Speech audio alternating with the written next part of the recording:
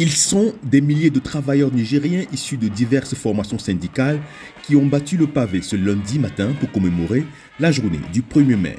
Une journée historique pour les travailleurs du monde entier qui, à chaque célébration, font le point des revendications non satisfaites par les pouvoirs publics et ceci dans la dynamique de l'amélioration de leurs conditions de travail. Nous avons le cœur de lance à présenter dans lequel nous avons l'ensemble des revendications que nous portons au gouvernement qui doivent connaître une suite heureuse. Mais ce qu'il faut rappeler, c'est que depuis un certain temps, si vous vous souvenez bien, au niveau de l'ITN, les rapports entre l'ITN et le gouvernement ne sont pas au beau fixe. Nous avons des engagements que nous avons signés avec le gouvernement depuis 2012.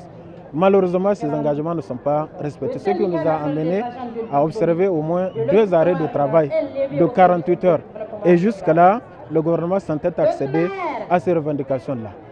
Parmi les doléances, je pense que le plus important, c'est surtout les textes législatifs qui régissent le monde du travail. C'est-à-dire qu'il faut que ces textes-là soient plus souples et plus avantageux pour les travailleurs, puisque nous avons vu que ce soit au niveau du Code du travail ou de la convention collective, c'est vraiment l'employeur qui est plus ou moins avantageux, quoi. Sur le plan sécuritaire, les responsables syndicaux ont demandé le départ sans condition des forces militaires étrangères basées un peu partout sur le territoire nigérien. Pour eux, ces forces ne contribuent point à la restauration de la sécurité au Niger, menacée par le terrorisme.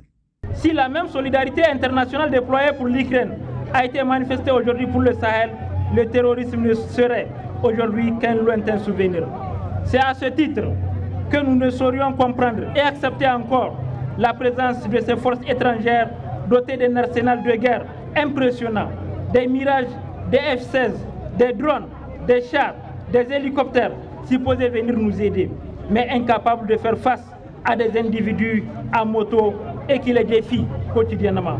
Ces forces qui sont chassées du Mali, du Burkina Faso et d'autres pays du monde sont aujourd'hui accueillies par notre gouvernement. L'ITN ne saurait cautionner ce cirque et réitère sa position de voir le départ imminent des forces étrangères de notre territoire. Le Niger compte environ plus d'une dizaine de centrales syndicales, un nombre qui témoigne de la vivacité de celles-ci dans la défense des droits des travailleurs.